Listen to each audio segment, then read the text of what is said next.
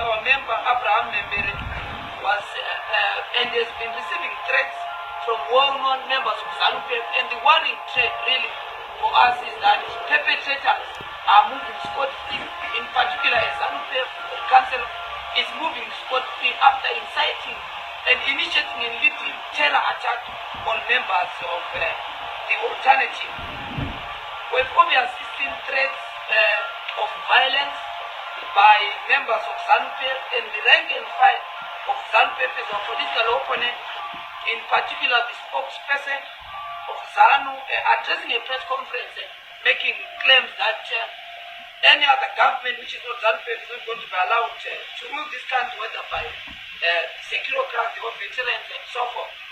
And of course, Mr. Nangagwa himself was recorded on the 23rd of last month in Weru Battle, inciting members of ZANU-PF that they're not going to allow any public organization to lead this country, which is a very unfortunate circumstance of incitement of public violence, and of course the selective application of the law, which is a very worrying trend. And I want to reiterate that members of the Citizens Coalition for Change have not been spared from this selective application of the law.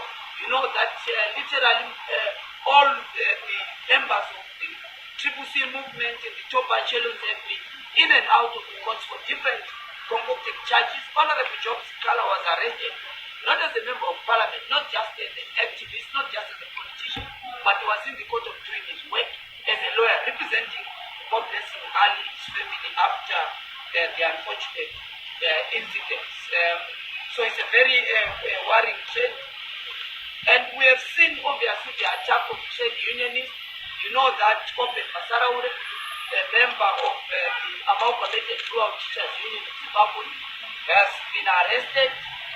And of course the Secretary General, Robson Cher, is also been in prison. They've been in and out of prison, which is a worrying trend, and an answer to the broad democratic contingent. We have also been worried about the attempt to try and close democratic space by the continuation of the patriotic view, whose intention and objective is to criminalize and capture and monitor and direct the functioning of civil society. And you know that for any democracy to function, there has to be an active civil society that holds the government to account, and of course speak for and on behalf of the oppressed.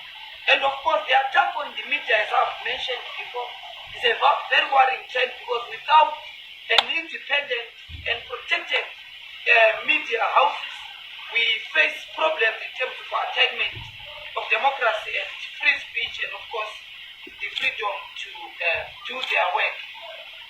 There have also been problems with the Electoral Commission, and I think that is an evergreen subject.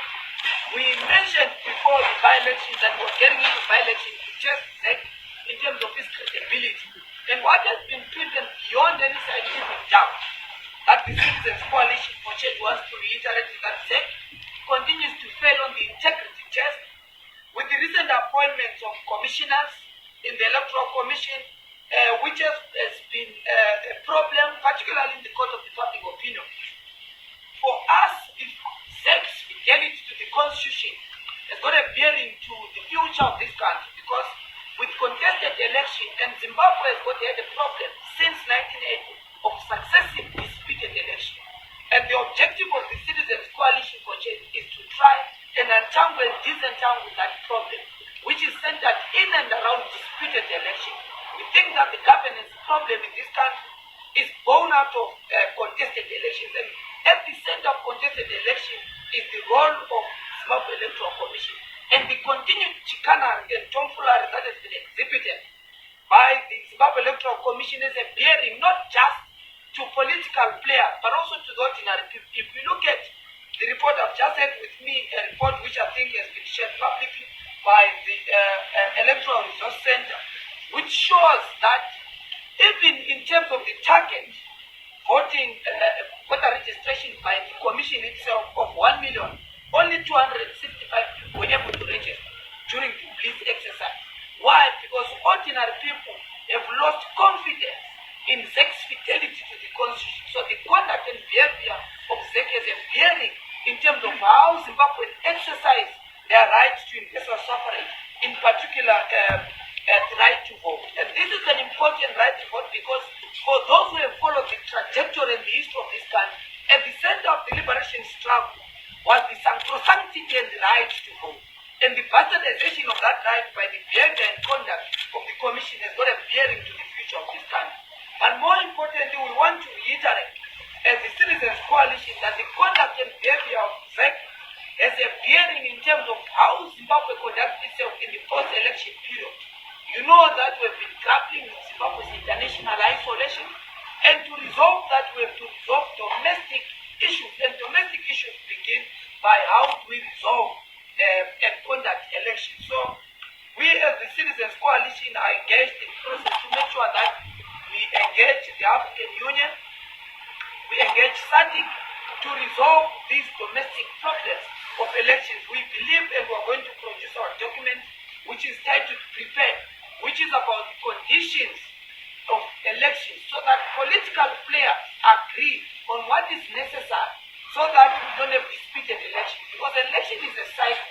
There's a pre-election period, there's an election period, and a post-election period. And we believe that the people of Zimbabwe and all interested parties must be able to sit down and have a conversation.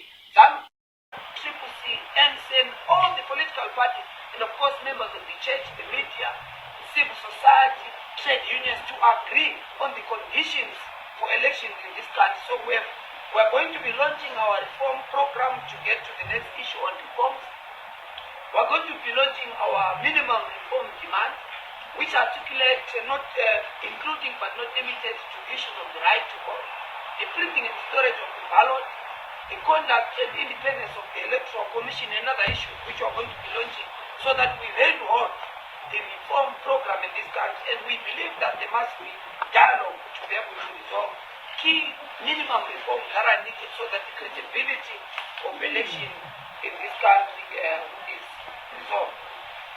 And of course, there is the issue of delimitation. We are engaged in the process to make sure that delimitation produces an outcome that is favorable to democracy and favorable, of course, to the progress in this country. It must obviously be informed by the scientific census process, but more issues are needed in terms of delimitation. One of it is about transparency in the process, and we're worried by the statement by Honorable Zimbabwe, which has got a bearing on the credibility of the delimitation process.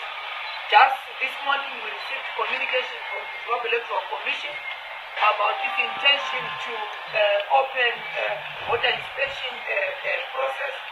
We have said it very clear that the voters law is one of the issues at the center of electoral contestation in this country. We believe that the voters law must be given to all contesting parties ahead of time, as per the provision of the electoral law and of course the provision of the Constitution. We believe that the regional players must be able to be worried about the situation in our country. That's why we've developed a program and process to make sure that we engage regional and our continental and international players in line with what was recommended in the AU and SADC report of the 2018 election, and of course to make sure that there is involvement of all political parties and that there is agreement so that the credibility, as I've said before, is resolved. And of course, we've also engaged with the commissions in this country, in particular the National Peace and Reconciliation Commission and the Human Rights Commission, so that we resolve the issues of violence. We believe that the Citizens Coalition that no one must lose their life on account of politics. And the Commission is mandated to prevent violence, not just to monitor and give reports, but we believe that the Commission must be able to prevent the surging of politically motivated violence and, of course, the application of the law, particularly dealing with perpetrators of violence. Of course, media freedom is a key issue. We believe that there must be opening of media space for political contestation so that